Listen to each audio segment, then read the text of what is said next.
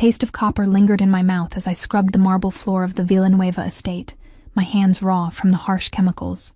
October 23rd, 2024.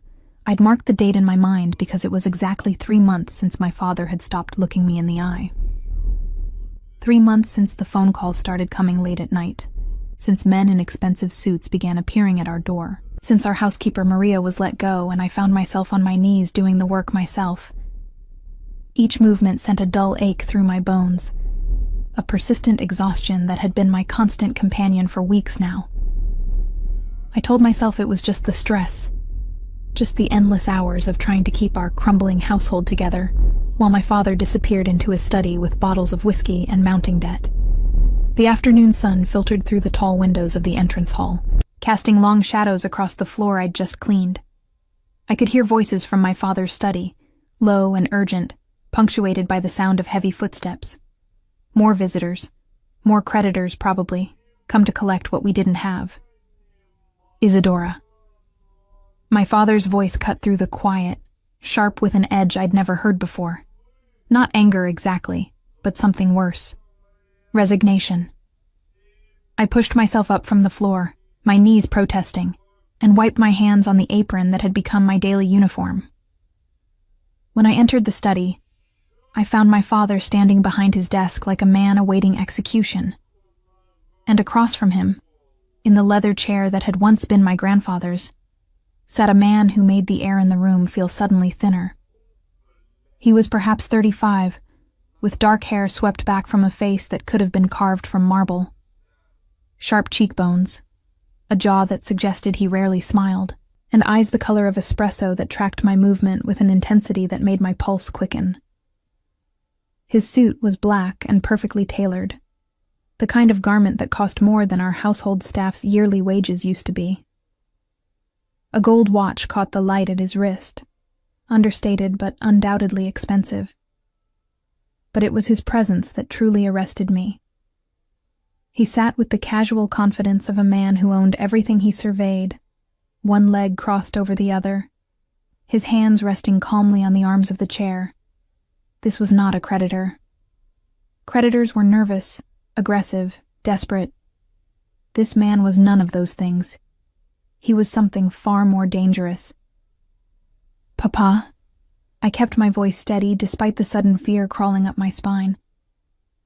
"Isadora, this is Lorenzo Cavallero."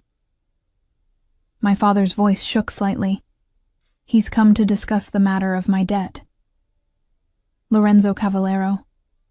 The name triggered a cascade of memories, whispered conversations I'd overheard, warnings from Maria before she'd left. The Cavalleros were not simply wealthy. They were power itself, their influence extending through every shadow of the city. And if the rumors were true, they owned half the judges, most of the police, and all the fear that kept people in line. "Mr. Cavallero." I managed a slight nod, my mind racing. How much did my father owe? And to these people of all people? "Miss Villanueva." His voice was deep, controlled, with the faintest trace of an Italian accent that softened certain consonants. He didn't stand, didn't extend his hand. He simply watched me with those dark, calculating eyes. "Your father has been explaining his situation to me. It's quite complicated." Complicated. The word hung in the air like smoke. "Isadora," my father began, and I heard the break in his voice, the sound of a man about to do something unforgivable. "Mr. Cavallero has been very patient with me, very generous, but the time has come to settle accounts." "How much?" I asked, looking directly at Lorenzo for the first time, forcing myself not to look away from that penetrating gaze. $2 million. Lorenzo said it casually, as if discussing the weather. Plus, interest accumulated over 18 months. The number hit me like a physical blow. 2 million. We didn't have 2,000. The house was already mortgaged to the ceiling. My mother's jewelry had been sold months ago, and the cars, the art, everything of value was long gone. I don't have it. My father's voice was barely a whisper. But I have a proposal, a guarantee. Something cold settled in my stomach. The way Lorenzo's eyes hadn't left my face since I'd entered the room. The way my father couldn't meet my gaze. The terrible logic of our situation clicking into place. No. The word escaped before I could stop it. Isadora, please. My father finally looked at me, and what I saw in his eyes was worse than any anger. It was pleading. It's temporary. Just until I can restructure the business, sell the properties. 6 months, maybe a year. You're offering me as collateral. I stated it flatly, needing to hear the truth spoken aloud. Lorenzo leaned forward slightly, his expression unreadable. Your father owes a debt he cannot pay. In our world, there are consequences for such situations. But I'm a reasonable man. Instead of seizing assets that would barely cover a fraction of what's owed, your father has proposed an alternative arrangement. An arrangement? My voice was hollow. You mean selling me? Not selling. Lorenzo's voice remained calm, almost gentle, which somehow made it worse. Think of it as insurance. You would stay at my estate, under my protection, while your father works to pay his debt. Once the debt is satisfied, you would be free to return. And if he can't pay? I challenged, my hands curling into fists at my sides. Lorenzo's lips curved into something that wasn't quite a smile. Then we would discuss other arrangements. The future he was offering wasn't freedom. It was ownership with prettier words wrapped around it. I looked at my father, this man who had once seemed so strong, so certain. Now he stood broken behind his desk, unable to even defend his own daughter from being bargained away like property. I need to think about this. I heard myself say, though we all knew there was no real choice. Men like Lorenzo Cavallero didn't make offers that could be refused. Of course. Lorenzo stood then, his movements fluid and controlled. He was tall, I realized, at least 6 feet, with the build of someone who stayed in shape not for vanity but for function. You have until tomorrow evening to decide. I'll send a car at 8. And if I refuse? The question was pointless, but I had to ask it. He stepped closer, close enough that I could smell his cologne, something expensive with notes of cedar and bergamot. His eyes held mine, and I saw nothing soft in them, nothing that suggested mercy or compromise.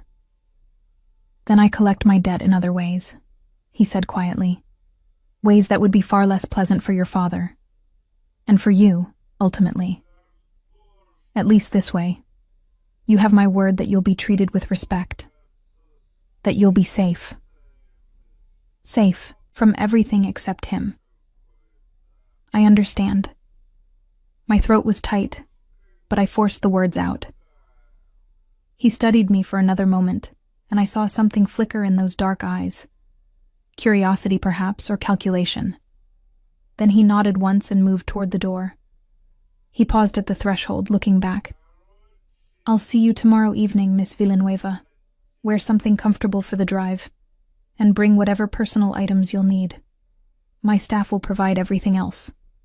After he left, the room felt larger somehow, as though his presence had been taking up more space than his physical form. My father collapsed into his chair, his head in his hands. I'm sorry, he whispered. Isadora, I'm so sorry. But sorry changed nothing. Tomorrow evening I would get into Lorenzo Cavallero's car and enter a world I'd only heard about in whispers and warnings. A world of power and violence, and men who took what they wanted without asking. I left my father in his study and walked through the house I'd grown up in, seeing it differently now. Every room held memories of a life that was ending. My mother's piano in the music room, untouched since her death 3 years ago. The library where I'd spent countless afternoons lost in books. The garden where I'd dreamed of futures that now seemed impossibly naive. In my bathroom, I caught sight of myself in the mirror and paused. I looked tired, I realized. More than tired. exhausted in a way that went bone deep. Dark circles shadowed my eyes, and my skin had a pallor that no amount of makeup could hide. I'd been attributing it to stress, to the endless work and worry of the past months. But standing there, about to be handed over to a man like Lorenzo Cavallero, I allowed myself to acknowledge what I'd been avoiding. Something was wrong with me. Had been wrong for weeks now. The exhaustion, the persistent low-grade fever, the bruises that appeared without cause. The symptoms I'd been ignoring because facing them meant facing something worse than debt. Worse than being collateral in a devil's bargain. I touched the swollen lymph node at my neck, the one I'd been pretending wasn't there. Tomorrow, I would become Lorenzo Cavallero's insurance policy, and he would have no idea that the guarantee he'd accepted was already broken in ways he couldn't see. That night, I barely slept. I lay in my bed, in my room, surrounded by the remnants of a life that would end at 8 o'clock the following evening. I thought about running, about disappearing before the car arrived. But where would I go? And what would happen to my father if I did? No, I would keep my father's bargain. I would get into that car and face whatever waited for me in Lorenzo Cavallero's world. But I would do it on my own terms, with my eyes open and my secrets kept close. Because if he was going to own me, even temporarily, he would never own all of me. Some things remained mine alone, including the truth about the illness I could feel spreading through my body like silent fire. The clock on my nightstand ticked toward morning, each second bringing me closer to the moment everything would change. And in the darkness, I made myself a promise. Lorenzo Cavallero might think he was claiming a possession, insurance against a debt. But he was getting something far more complicated than he'd bargained for. He was getting me, and I had no intention of being anyone's guarantee. The car that arrived at precisely 8 o'clock was a black Mercedes S-Class, the kind of vehicle that whispered wealth rather than shouting it. The driver who emerged was a man in his 50s, his expression professionally neutral as he opened the rear door. "Miss Villanueva," he said with a slight nod. "I'm Marco, Mr. Cavallero's driver. May I help with your luggage?" I looked at the single suitcase I'd packed, containing what few possessions I couldn't bear to leave behind. My mother's jewelry box, a few books, clothes that would probably be inadequate for wherever I was going. "I can manage." My father stood on the steps of our house, watching. He'd tried to speak to me several times throughout the day, but I'd avoided him. What was there to say? Sorry didn't change the fact that I was being traded like property to settle his debts. Marco placed my suitcase in the trunk with careful precision, then held the door for me. The interior of the Mercedes smelled of leather and subtle cologne. As we pulled away from the only home I'd ever known, I didn't look back. Looking back served no purpose now. The drive took us out of the city, into hills where houses became estates, where walls grew higher and gates more imposing. Marco drove with practiced ease, occasionally glancing at me in the rearview mirror, but saying nothing.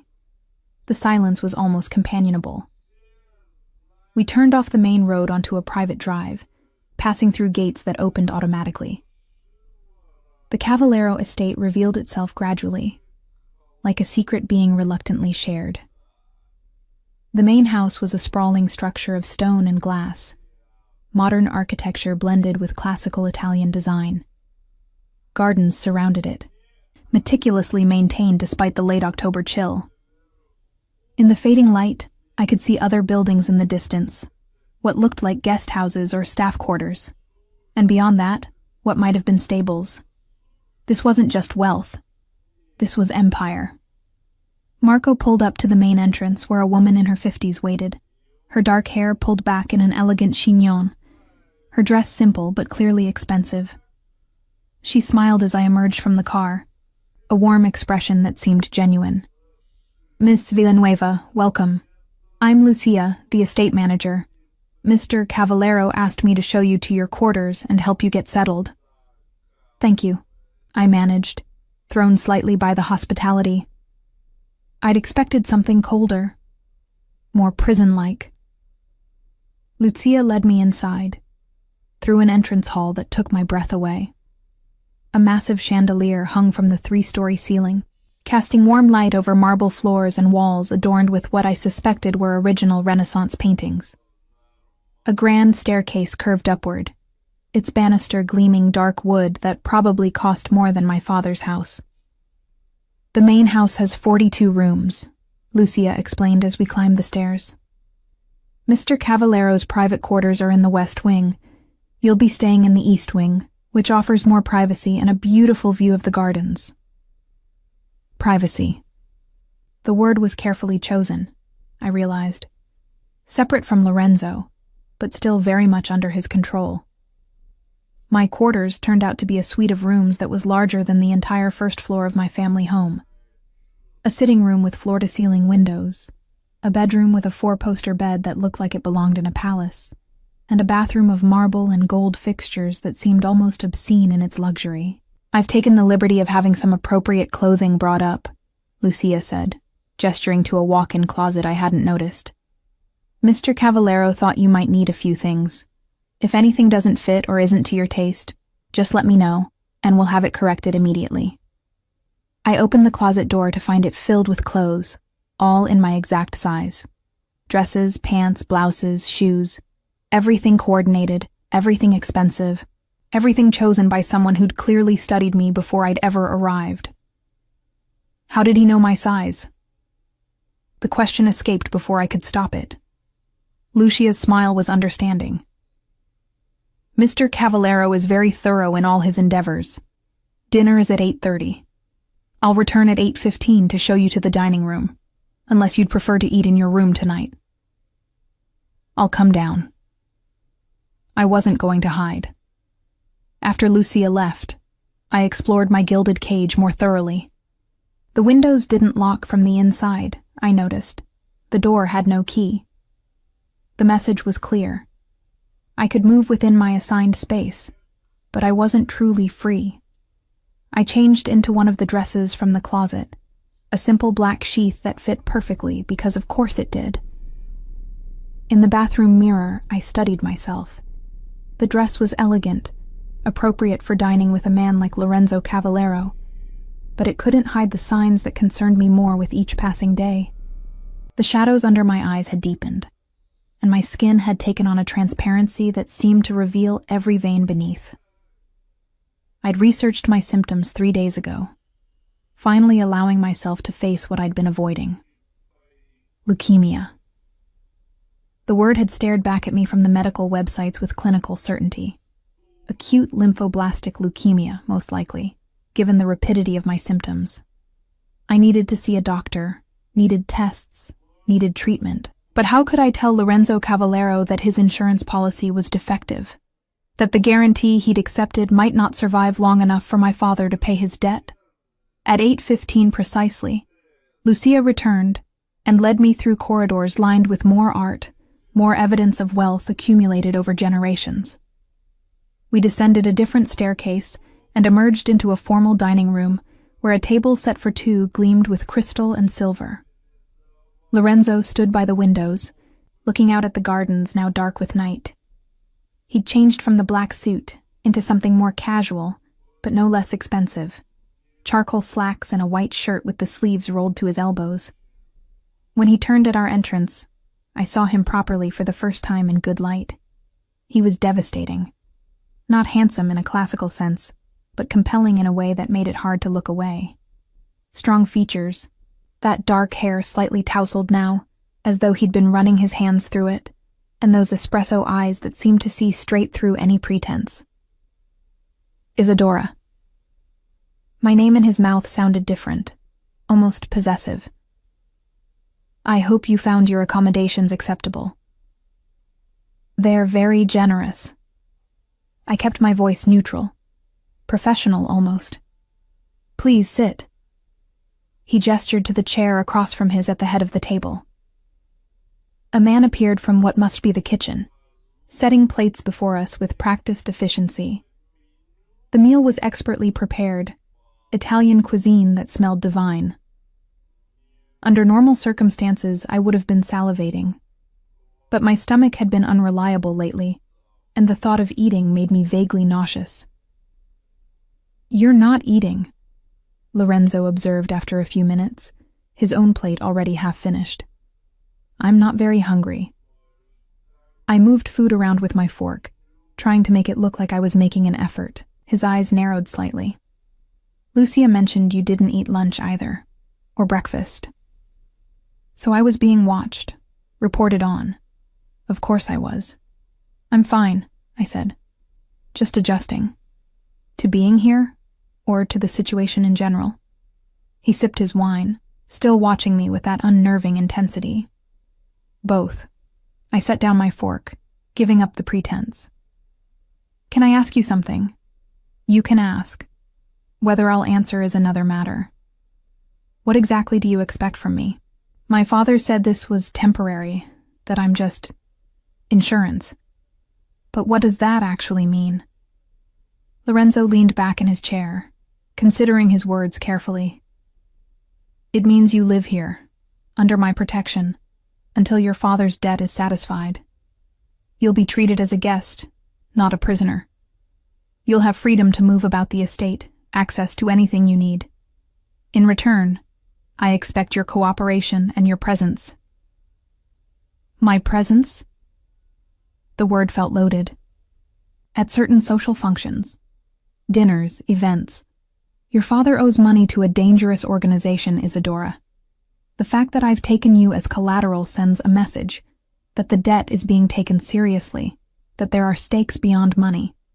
It's theater, essentially. You play the role of my guest, and everyone understands the underlying truth. That I'm a hostage, that you're under my protection," he corrected, his voice hardening slightly. "There's a difference." And I wanted to argue, but exhaustion was creeping over me again. That bone-deep weariness that had become my constant state. I suppressed a yawn, but not quickly enough. "You're tired." It wasn't a question. "Lucia will show you back to your room. I can find my own way." "No," he said simply. "You can't. The house is too large, and I don't need you wandering into areas that are off-limits." Off-limits, more boundaries, more invisible walls. Lucia appeared as if summoned, and I found myself being escorted back through the labyrinth of corridors to my suite. Once alone, I collapsed onto the bed, still fully dressed, and stared at the ceiling. This was my life now. Beautiful prison, attentive captors, and a secret eating me from the inside that I couldn't share. Because what would Lorenzo Cavallero do if he knew? Would he return me to my father as defective merchandise? Would he demand different terms? Or would he simply let nature take its course, collecting on my father's debt through my death? I pressed my hand to my abdomen, feeling the slight swelling of my lymph nodes. Time was running out. I needed medical attention, needed to face what was happening to my body. But for now, I was trapped in this golden cage, playing a role in a drama I hadn't chosen, for an audience I'd never wanted. And tomorrow, I would wake up and do it all again. The first week at the Cavallero estate established a routine that felt almost normal if I ignored the fundamental wrongness of my situation. I woke each morning to find breakfast waiting in my sitting room, perfectly prepared by staff I rarely saw. I spent my days in the library Lorenzo had indicated I could use, a room of floor-to-ceiling books that would have been paradise under different circumstances. Evenings brought dinner with Lorenzo, formal affairs where we spoke carefully around the truth of what I was to him. He was unfailingly polite, asking about my day, my comfort, my needs. Everything except the question that actually mattered. How did I feel about being his prisoner? It was on the 8th day, November 1st, that everything shifted. I'd woken that morning with a fever I could no longer pretend was nothing. My temperature had been climbing for days, and now I felt like I was burning from the inside out. Every joint ached, every movement required enormous effort. I'd managed to dress and make it to breakfast, but the sight of food made my stomach revolt. Lucia found me in the library an hour later, collapsed in a reading chair, the book I'd been trying to focus on forgotten in my lap. "Miss Villanueva?" Her voice was sharp with concern. "Are you all right?" "Fine." The lie was automatic. Just tired. But Lucia was already pressing her hand to my forehead, her expression growing alarmed. "You're burning up. How long have you been feeling ill?" "It's nothing. Just a cold." "This is not a cold." She was already pulling out her phone. "I'm calling Dr. Romano." "No." I tried to stand, but dizziness washed over me and I sank back down. "Please, I just need to rest. Mr. Cavallero needs to know you're unwell." The words sent panic through me. "Don't tell him. Please."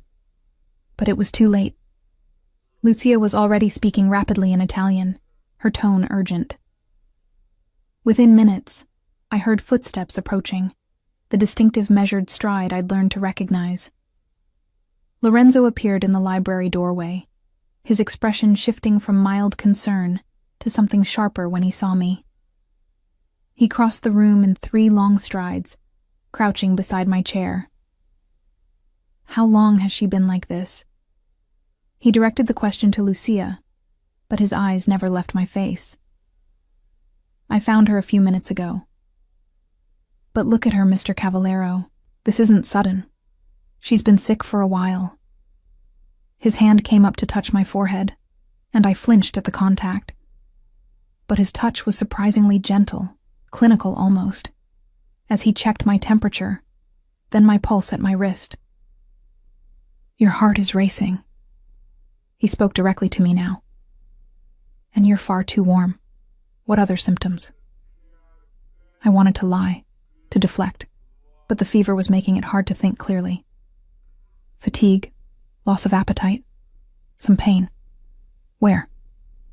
"Joints, bones." I hesitated, then continued. "My neck. There are swollen lymph nodes." Something changed in Lorenzo's expression. The clinical assessment gave way to something colder, more calculating. "Show me." With trembling fingers, I indicated the lumps at the sides of my neck, under my jaw, in my armpits, places where my lymphatic system was staging its failing rebellion against whatever was destroying it from within. Lorenzo stood abruptly, pulling out his phone. "Dr. Romano will be here within the hour. In the meantime, Lucia, help Miss Villanueva to her room." "I don't need a doctor," I protested weakly. "You don't get to make that decision." His voice was flat, brooking no argument. "You're under my protection, which means I'm responsible for your health. Whatever this is, we're going to find out." A Dr. Romano arrived 45 minutes later. A distinguished man in his 60s with the kind, tired eyes of someone who'd seen too much suffering.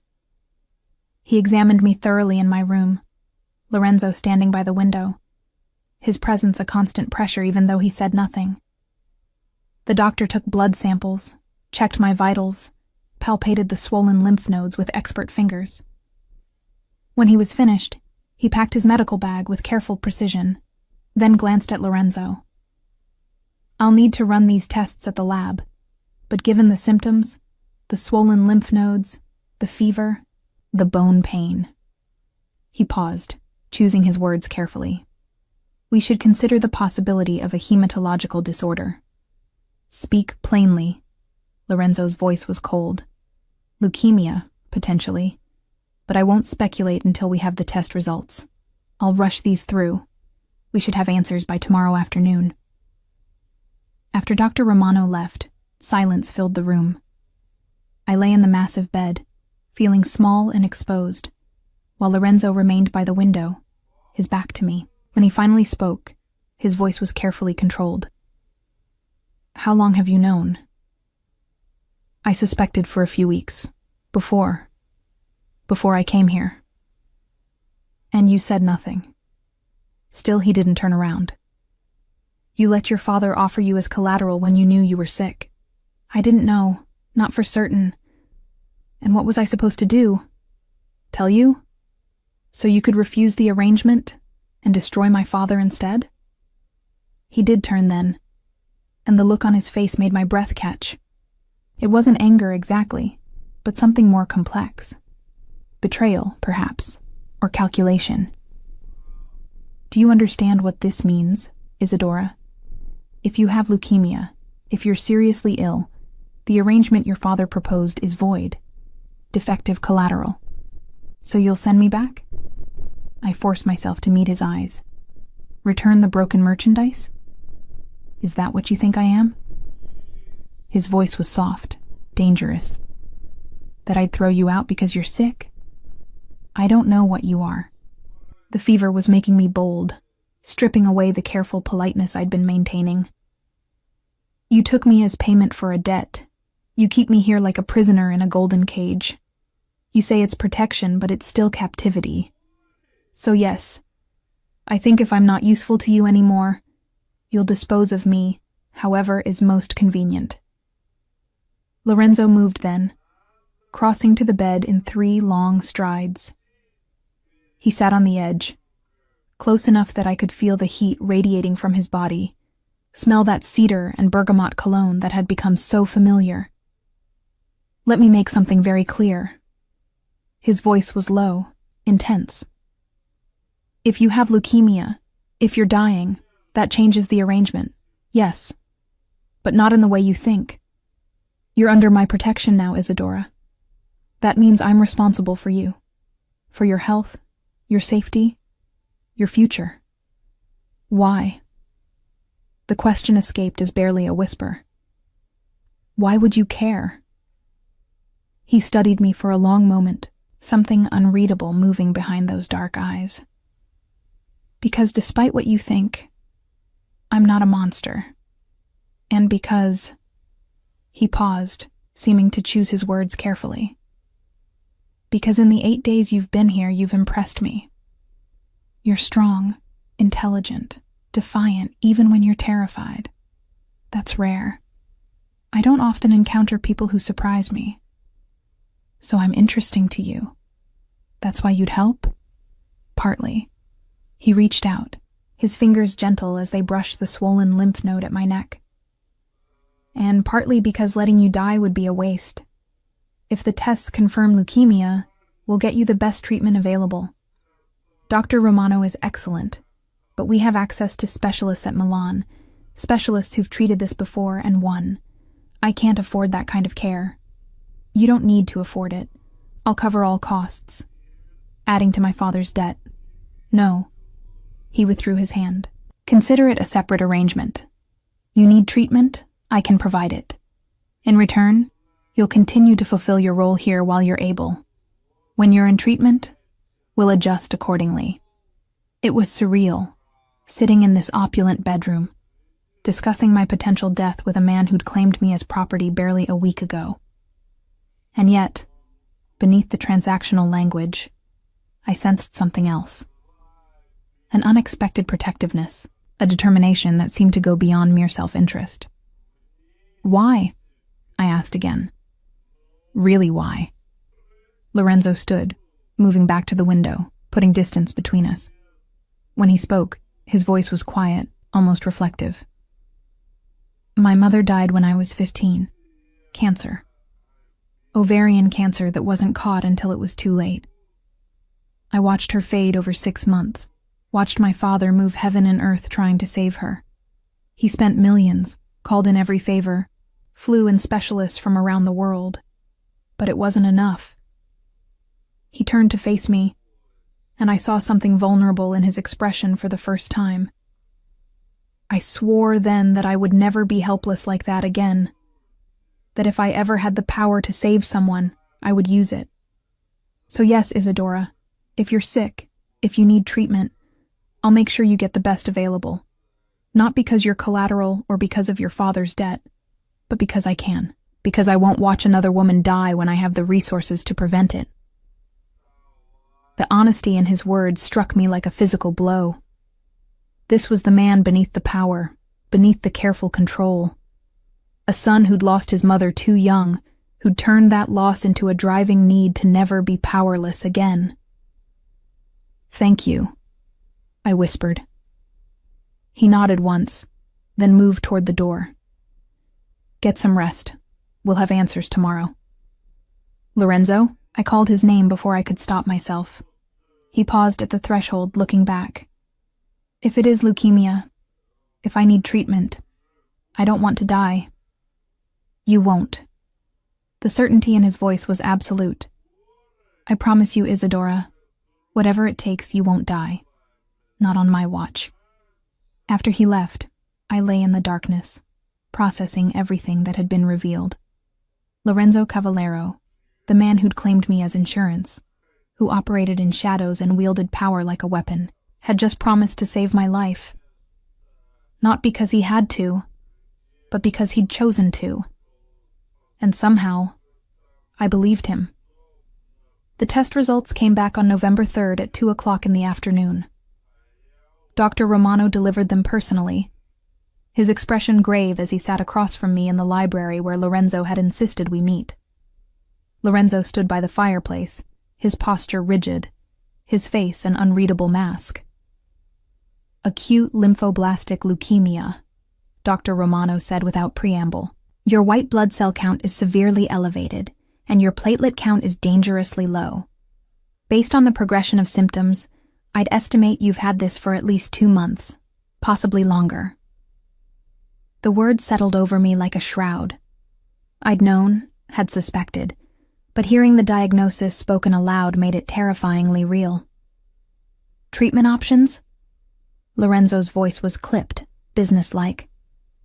Aggressive chemotherapy, starting immediately. The standard protocol is induction therapy to achieve remission, then consolidation and maintenance phases. We're looking at intensive treatment for several months, possibly a year or more depending on how she responds. Success rate? For someone Isadora's age, approximately 70% achieve remission with treatment, but we need to act quickly. Every day we delay, the cancer progresses. I found my voice. And without treatment? Doctor. Romano's expression was compassionate but honest. Without treatment, you have perhaps 3 to 6 months. With treatment and a bit of luck, you could live a normal lifespan. 3 to 6 months. The timeline echoed in my head, making the room spin slightly. We start immediately.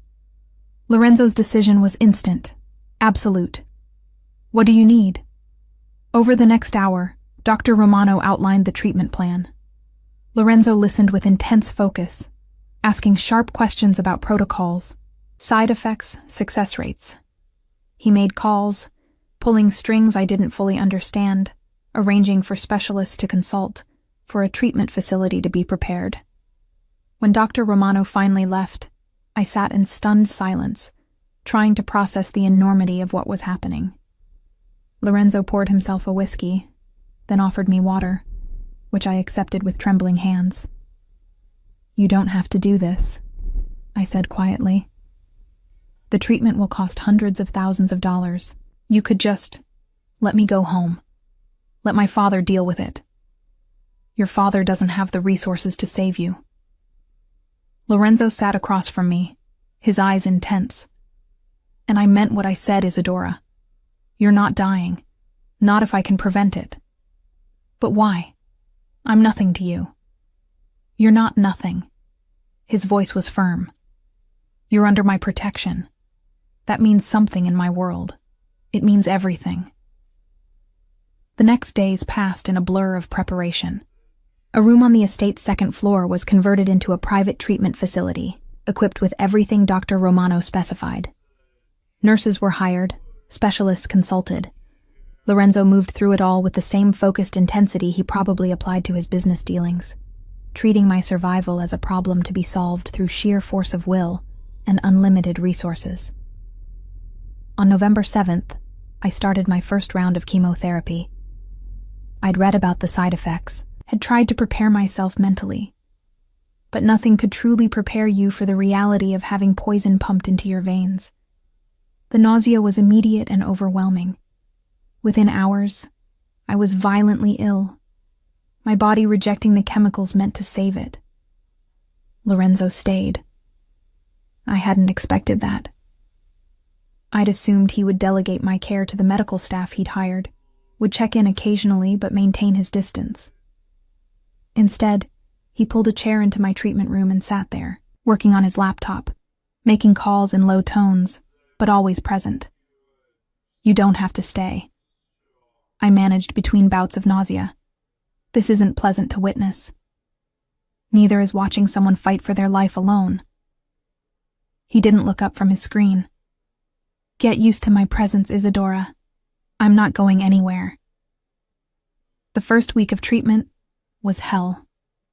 My hair began falling out in clumps by day 5. The nurse who was helping me bathe discovered it first, her gentle hands pulling away strands that came loose at the slightest touch. I'd known it would happen, but the reality of seeing my dark hair littering the bathtub drain made something break inside me. I cried for the first time since arriving at the estate. Great, heaving sobs that racked my weakened body and left me gasping. And when Lorenzo found me afterward, curled in my bed with wet hair and tear-stained cheeks, he didn't say anything. He simply sat on the edge of the bed and let me cry against his shoulder, his hand stroking my back in slow, soothing circles. "It's just hair," he said finally. "It'll grow back." I know, but right now it feels like I'm losing everything. My freedom, my health, my hair. What's next? "Next you fight." His voice was firm. "And you win, because giving up isn't an option." By the end of the first week, I was too weak to leave my bed. The chemotherapy was destroying the cancer cells, but it was also destroying my healthy cells, leaving me vulnerable to every infection, every complication. Nurses monitored me around the clock, and Dr. Romano visited daily, adjusting medications, running tests, watching for signs of crisis. Lorenzo still came every evening. Sometimes he worked silently while I slept. Other times, he read aloud from books he found in the library, his deep voice a soothing presence in the darkness. And occasionally, when I was strong enough, we talked. "Tell me about your mother," I asked one night when the nausea had subsided enough to allow conversation. He was quiet for a long moment, his expression thoughtful. "She was nothing like what you'd expect. Soft where my father was hard, gentle where he was ruthless. She tried to shield me from the reality of our family business for as long as she could." "Did it work?" "No. I was 12 when I figured out what my father really did. 13 when I watched him order a man's death over dinner. By 14, I understood that our world operated by different rules than the one she'd wanted me to believe in." That must have been difficult. It was necessary. His jaw tightened. "In my world, innocence is a liability. She tried to protect me from that truth, but she only delayed the inevitable. And when she got sick, everything changed. My father, who'd always been controlled, became desperate. He made mistakes, showed weakness. His enemies noticed.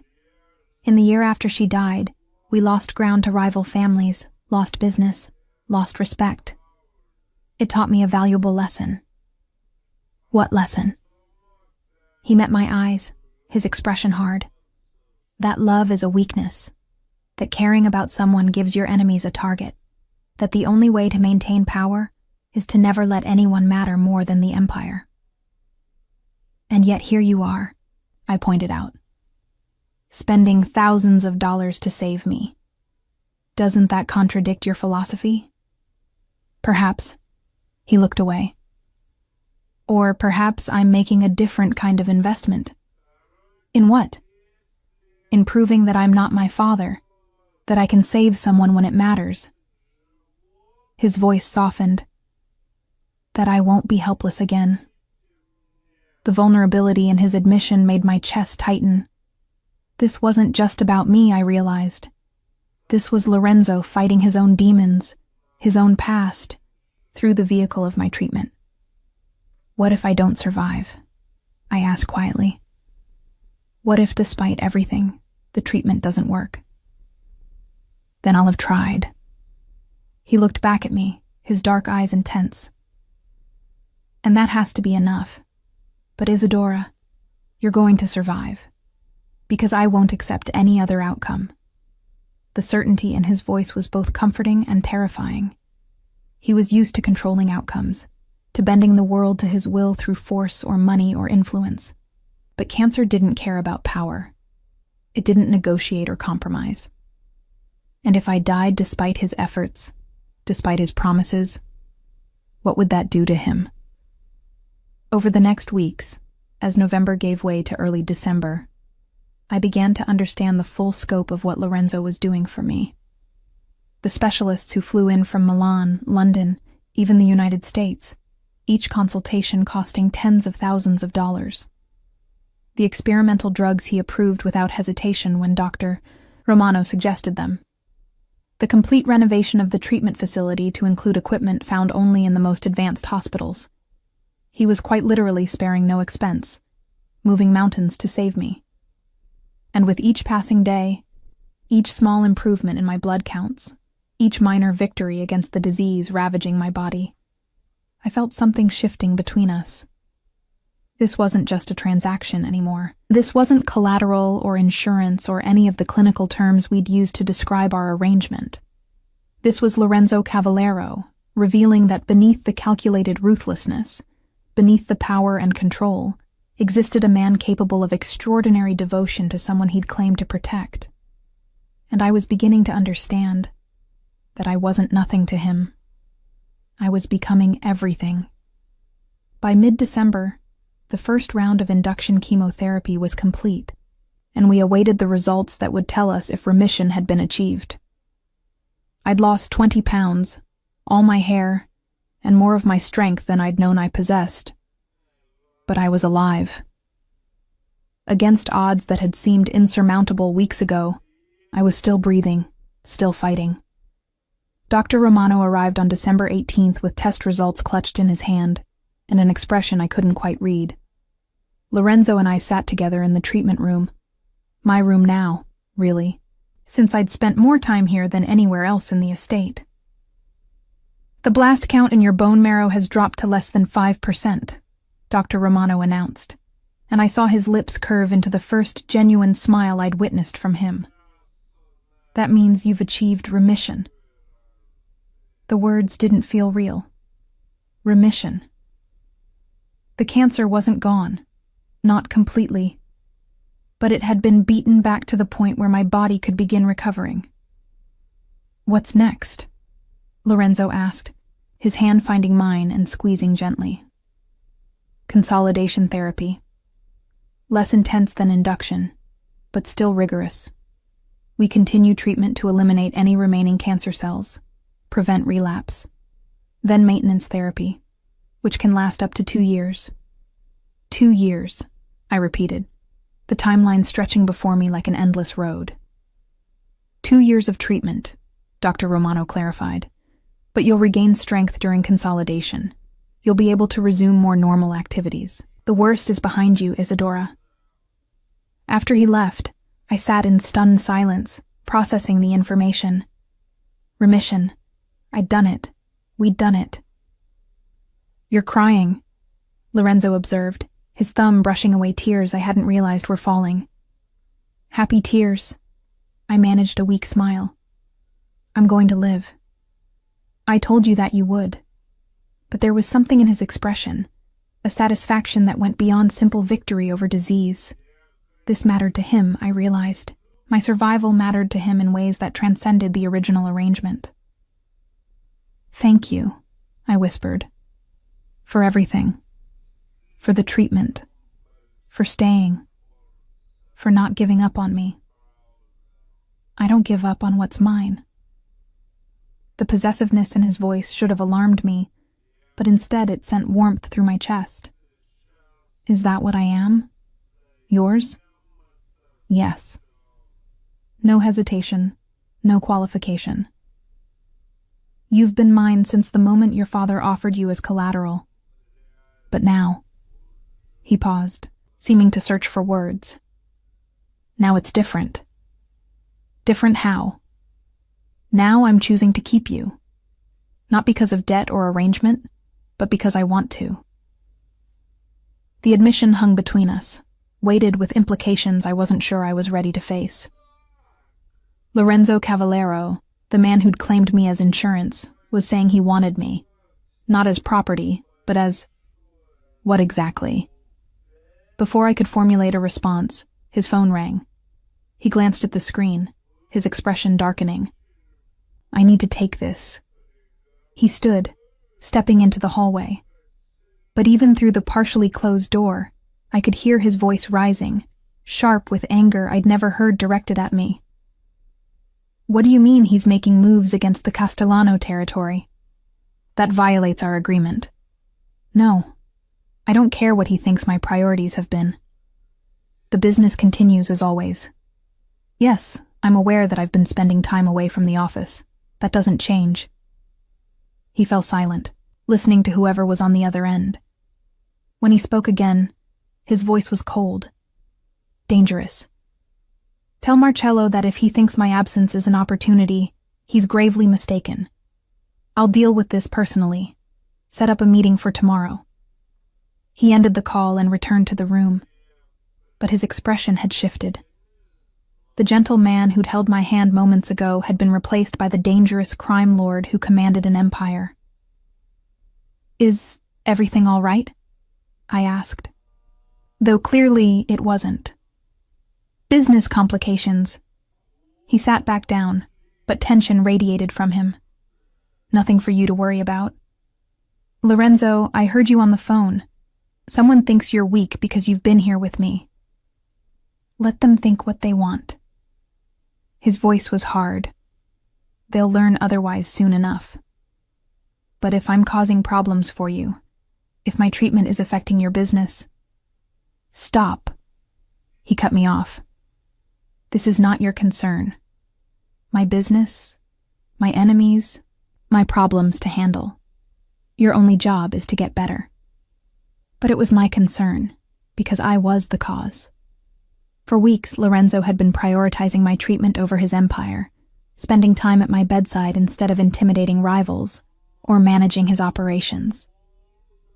And now, someone named Marcello was testing the boundaries, seeing if Lorenzo's focus elsewhere meant opportunity. Over the next days, I noticed changes. Lorenzo still visited daily, but his stays were shorter, interrupted by urgent calls and unexpected departures. The easy conversations we'd developed gave way to terse updates and distracted silences. I could see the weight of his dual responsibilities pressing on him, maintaining his empire while refusing to abandon my treatment.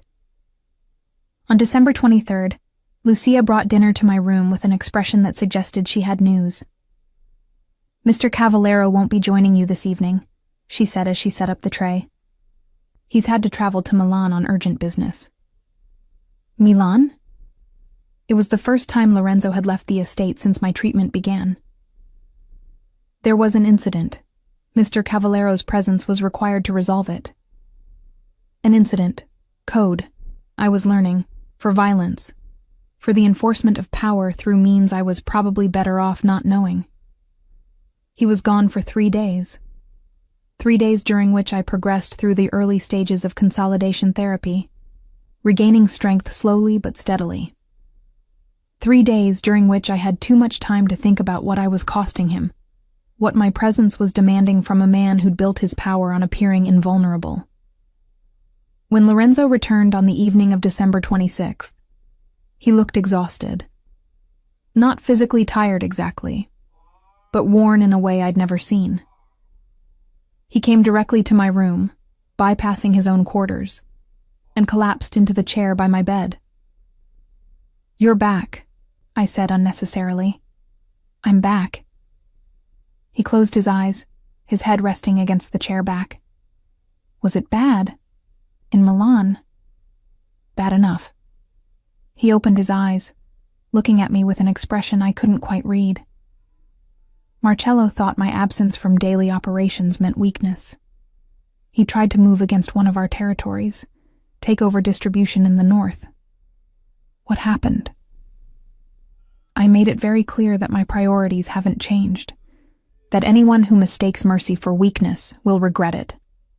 His voice was flat, empty of emotion. 3 of his men are in the hospital. He won't be making that mistake again. I absorbed this, understanding the violence implied but not stated. This was the reality of Lorenzo's world, the cost of the power he wielded. And by being here, by requiring his time and attention, I'd inadvertently created a vulnerability his enemies were trying to exploit. "You should go back," I said quietly. "To Milan, to your business. I'm in remission now. I don't need you here every day." "Is that what you think?" He sat up, his dark eyes intense. "That I'm only here out of obligation? I think you're trying to run an empire while babysitting a sick woman, and it's not sustainable." "Babysitting," he laughed, but there was no humor in it. "Is that what you think this is? What else would you call it?" He stood, crossing to the bed in 2 long strides. His hands framed my face, gentle despite the intensity in his expression. "I call it choosing you. Every day, every moment. I call it deciding that for the first time in my life, something matters more than power or territory or what my enemies think." His thumb traced my cheekbone, the gesture achingly tender. "You matter more, Isadora. Your life, your health, your future. That matters more than all of it." "Lorenzo." "No, let me finish." His voice was fierce. "You asked me once why I was doing this. I told you it was about not being helpless like when my mother died. And that was true, partly. But it's more than that now. You've become essential. The thought of losing you, of failing to save you, it's unbearable. So yes, I'm managing both my empire and your care. Yes, it's complicated and difficult, and causing problems I'll have to address. But I'm not walking away from you. Not now, not ever." The declaration should have frightened me. This was possession, claiming, the kind of obsessive devotion that in other circumstances might have felt suffocating.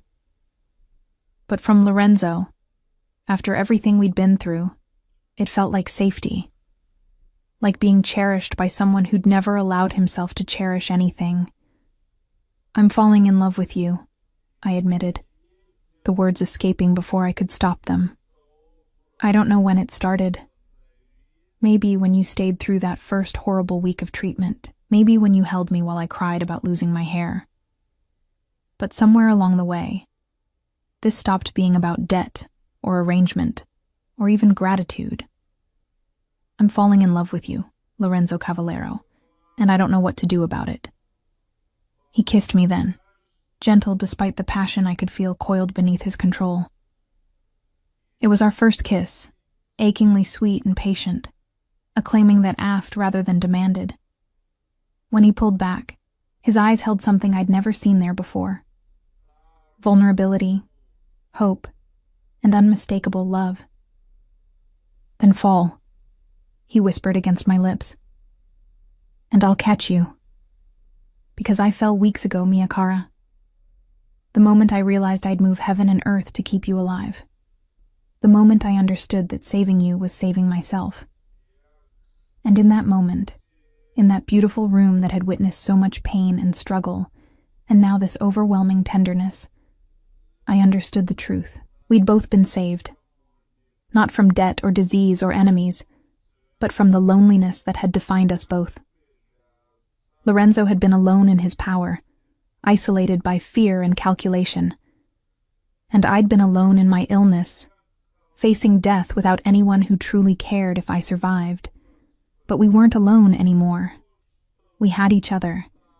And that, I was beginning to understand, was worth any cost, any danger, any complication that loving a man like Lorenzo Cavallero might bring. The consolidation therapy continued through January, and with it came a gradual return to life. My hair began growing back in soft dark fuzz. My strength returned in increments, and the hollow fear that had been my constant companion began to recede. Dr. Romano's reports grew increasingly optimistic with each passing week, each test showing my body reclaiming itself from the cancer that had tried to destroy it. But as I grew stronger, threats from Lorenzo's world grew more insistent. Marcello's challenge in Milan had been just the beginning. Word had spread that Lorenzo Cavallero, the untouchable prince of the Italian crime families, had a weakness. A woman. Not just any woman, but a sick woman who consumed his time and attention and resources.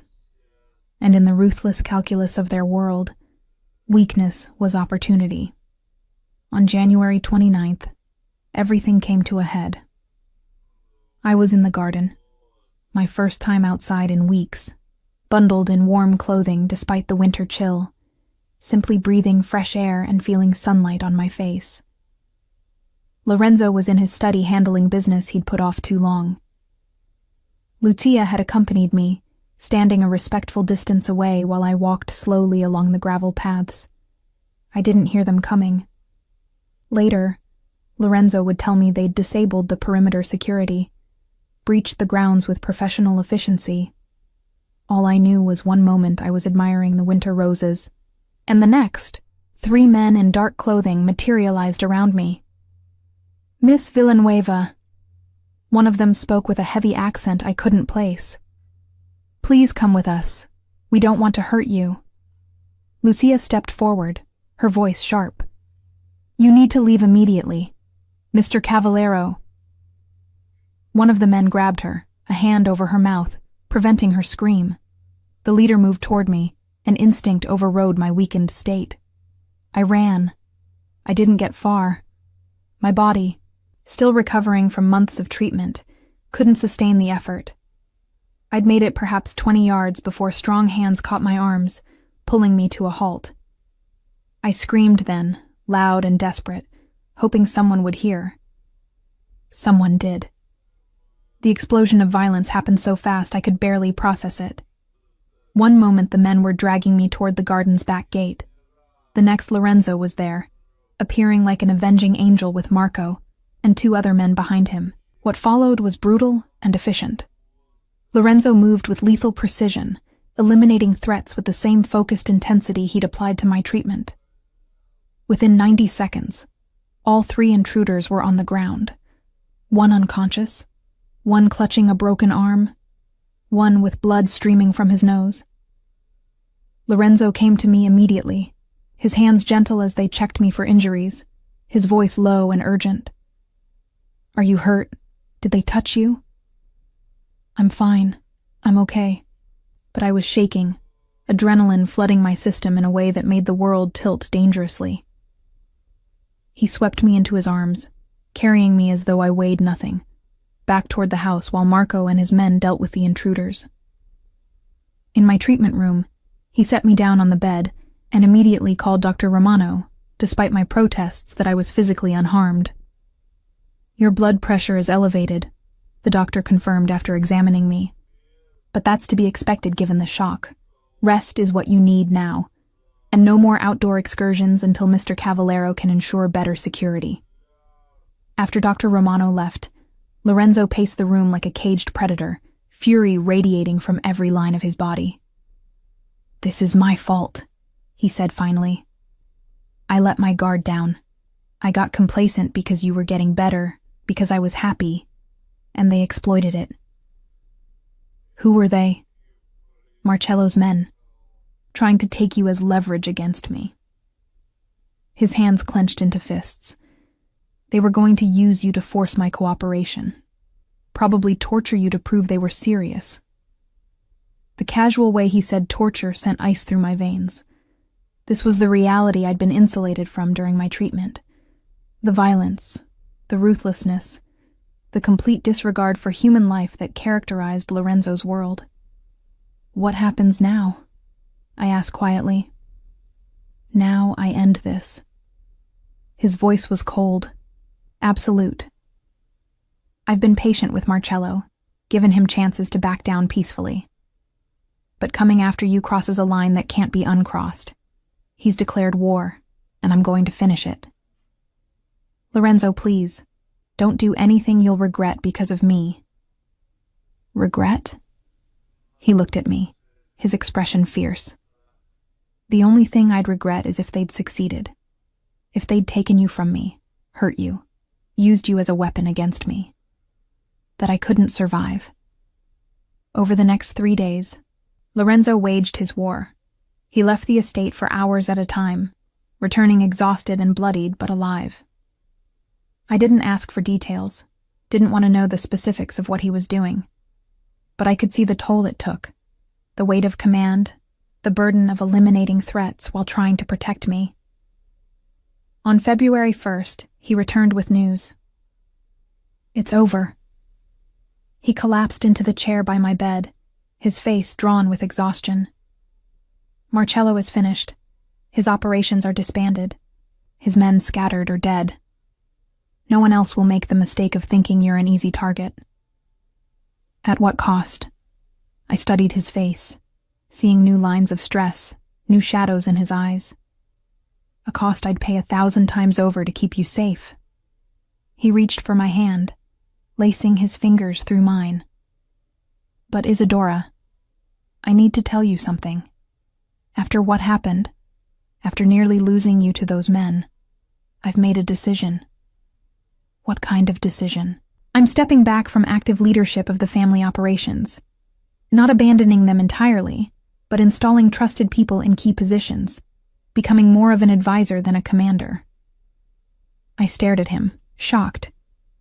Lorenzo, you can't do that. This is your legacy, your empire. My empire nearly got you killed. His voice was firm, and I've realized something these past months. Power, territory, empire. None of it matters if I lose you. You matter more. Your life, your health, our future together. That matters more than all the rest combined. But what will you do? Focus on the legitimate businesses. The real estate holdings, the investments, the companies we've acquired. There's an entire empire there that doesn't require violence or constant vigilance. And it means I can be present. For you. For your continued treatment. For whatever life we build together. Tears welled in my eyes, understanding the magnitude of what he was offering.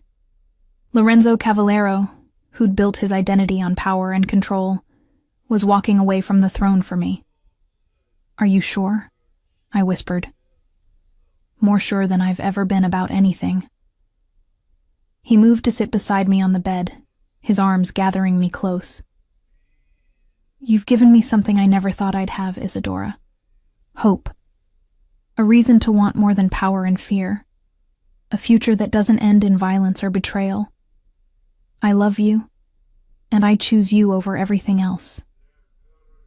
I love you too. I pressed my face against his chest, feeling his heartbeat steady and strong beneath my cheek. I choose you too. Then choose this. He pulled back slightly, reaching into his pocket.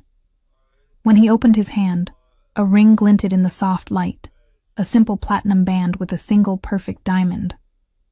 Marry me, not because of debt or arrangement or any of the reasons that brought us together, but because I love you and I want to spend whatever time we have building a life together. Yes. The word came without hesitation, without doubt. Yes, I'll marry you. He slid the ring onto my finger, and it fit perfectly, just like everything else he'd provided. Then he kissed me, and in that kiss was everything we'd survived, the fear, the pain, the desperate fight for my life, and his devotion that had never wavered. 3 months later, May 2025, the villa Lorenzo had found sat on the coast of Liguria, far from the machinations of his former empire. It was smaller than the estate, but perfect in its simplicity.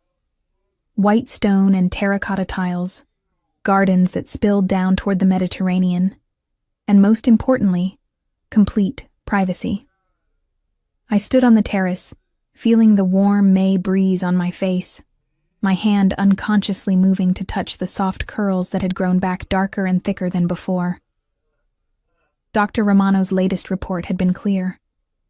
I remained in complete remission, the cancer undetectable, my body healing itself with each passing day.